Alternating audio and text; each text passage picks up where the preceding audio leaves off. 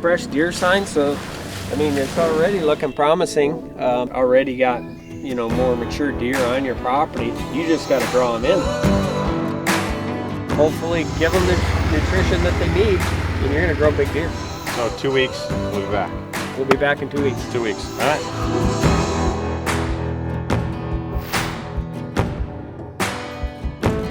Okay, so today is one of the days I've looked forward to probably the most. We came back a couple weeks ago. We sprayed this entire area, and it looks great. We mowed it down, sprayed it, let it sit for a week or two, and you can see all this little new growth coming up.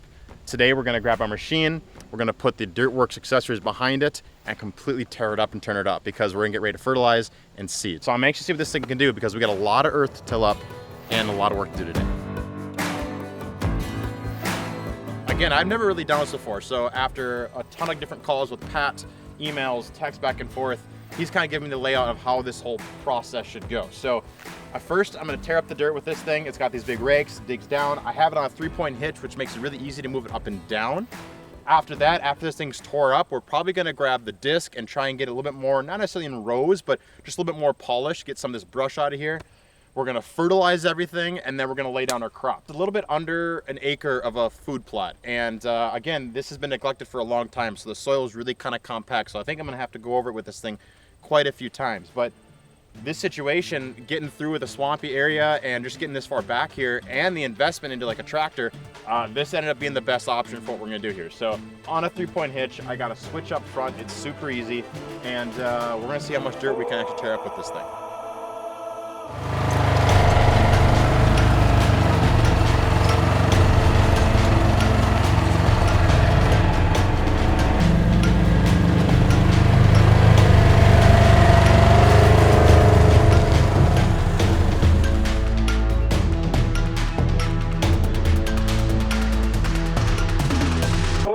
Dirt is tore up. That thing did a good job. One of the things that Pat kept drilling into me was like, you need to lay down fertilizer. I think for the most part, it's a good base layer of nutrients. This field has been neglected. It's been stagnant, so to speak. To get an entire laydown of brand new crops and have nutrients for those crops to pull from, it's going to do wonders for the soil. So he recommended it. We bought a bunch of bags. This is just, for the most part, general all-purpose fertilizer. I don't have a crazy high-end spreader or anything like that. We're literally using something you would use in your yard. I wish I would have brought some bigger wheels, but for now this will do the job. So fertilize it, and then we're gonna lay down the seed.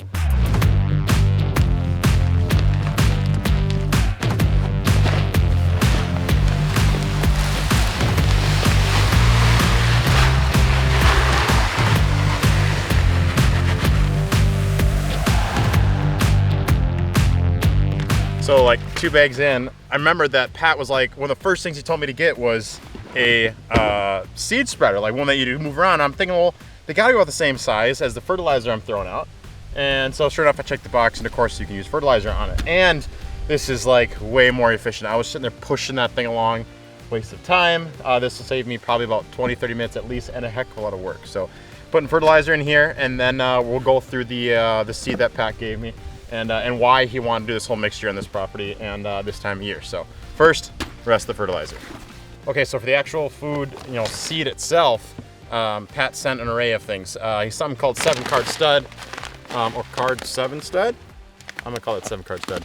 And a couple bags of those, something called Mega Plot, and also some Turnip Pro. The main thing is this stuff that's all gonna grow fast. It's all gonna grow in the fall for their early bow season archery window, and that's what we needed. It's almost August, it's late July, and so we need this stuff to, obviously weather permitting, turn up pretty quickly and get food right away for them. I think in next years and years after that, if we have some larger areas, it could be worth planting something that's like corn or even some beans if you have that much. But for now, for what we're looking for in our time frame, this mixture is what he says is gonna get done, and that dude kills a lot of big deer on his property, so I'm gonna listen to him. But again, this made everything really easy with the fertilizer. I can't imagine it'll be any different with this.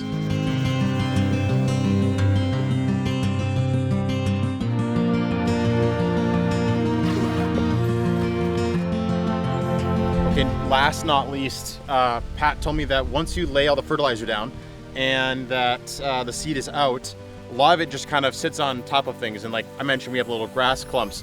Well, doesn't do me any good having seed on top of a grass clump. So I have the rake here. I'm not gonna like trench everything up because I don't want to just like completely destroy everything again and turn everything up.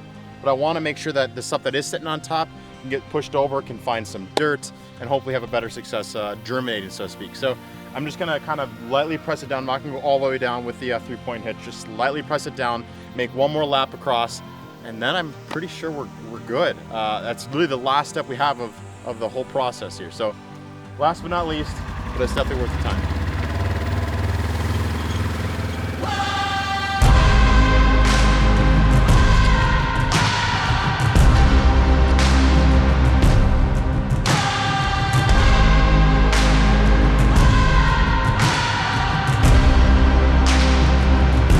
Okay, that's it. That wraps it up.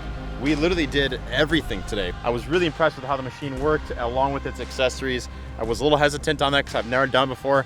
I can full well say that if you've never done it before or you're someone who wants to get into something like this, it's totally doable. If I can do it, you guys can too. And yeah, now it's just hurry up and wait. We hopefully get some rain here, get that stuff sprouting up. There's been deer in this field almost every night since we've put a camera out here, and we originally just, you know, mowed it down. So now that there's gonna be some food coming up, I have high hopes. But next time we're gonna be talking trail cameras, deer movement, deer bedding areas, and pretty much getting everything dialed for us to get ready for that first opening weekend of archery. Appreciate you guys watching. Next one's gonna be a good one, and yeah, see you guys next time.